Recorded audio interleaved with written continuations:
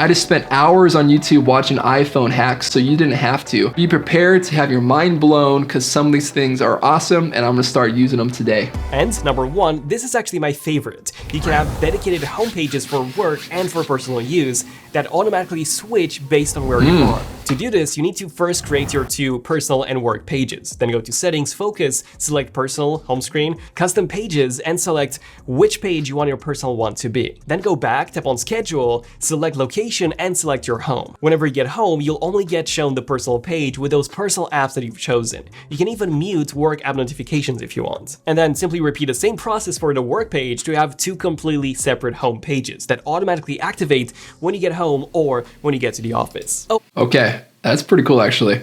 But my question is, I work from home, so is there a way to set it through a timer from 8 to 5 is my work one, before and after is my personal one? Okay, I'm gonna have to dive into more than that. So you get on the list for that. But Zone of Tech, you make great content, so thanks so much. 14 actual iPhone tricks you didn't know existed. Only 1% know this. All right, let's find out. Brandon.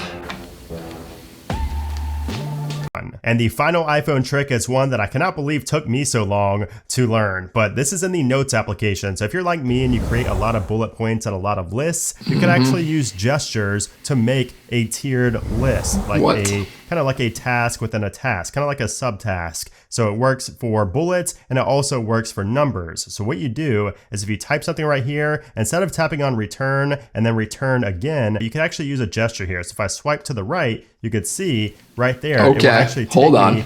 That is actually pretty good. Every time I have to like hold down the click, indent to the right, and then back to the left. It's just totally gross. I like this. All right, way to go. All right, let's see what else we got. All right, 6 phone eye tricks you need. Apple design. Let's see, this one is 29 seconds. Okay, let's see what he can show. 6 tricks in 29 seconds. I don't care what people say, sitting around a computer can be very exhausting.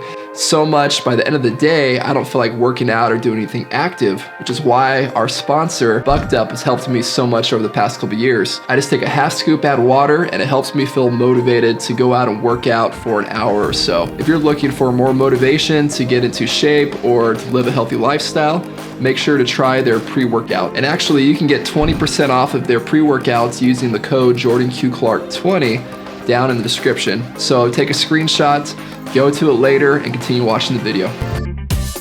So, cinematic mode is actually my favorite mode, and it got a new update that you might not know about. Once you're in the mode, if you take a look on the top right hand corner, you can now change from HD to 4K, which I'm very happy about. You can also adjust the frame rate, but there's still something really cool you can do with this mode. So once you've shot your video and click on edit, not only can you adjust the depth of the focus, but if you didn't focus on the right subject, you can adjust that in editing. So you can actually play back the entire video and decide then where you want the focus to be. And every time you tap on a new subject, it creates a keyframe so you can see all your edits. So if you forgot to shift the focus while shooting the video, it's totally fine, because you can still edit the focus after you shot the video. Okay, but here's where the really cool part comes in. If you tap on options and then toggle on all photo data, you can actually share this video with other Apple devices and then still be able to edit everything. So not only can you edit the focus on your iPhone, but you can also edit on an iPad, and get this, you can even edit the focus on a MacBook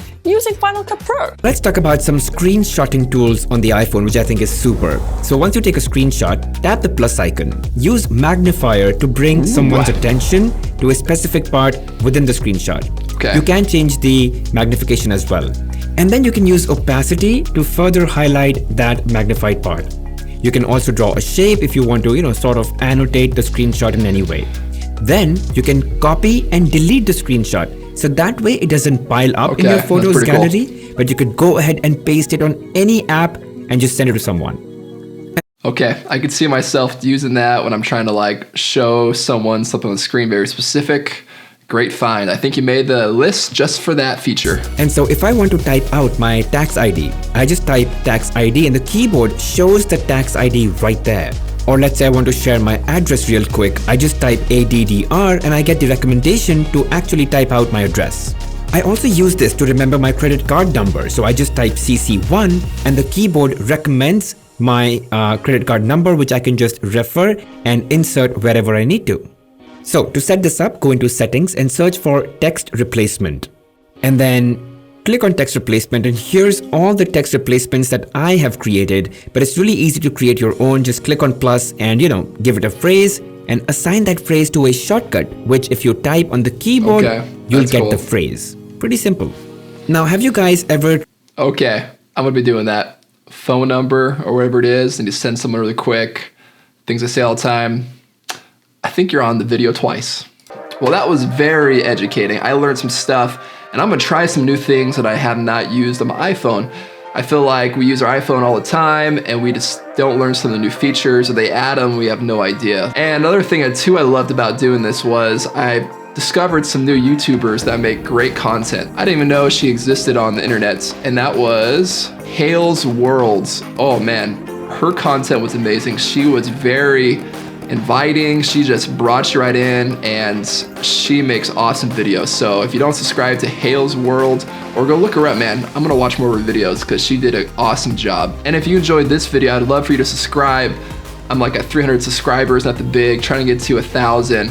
So I'd love your subscription on that. And if you want to watch another video on how the new Apple TV saved my Samsung TV, make sure to watch this video right here. And with that, we'll see you in the next one. Bye-bye.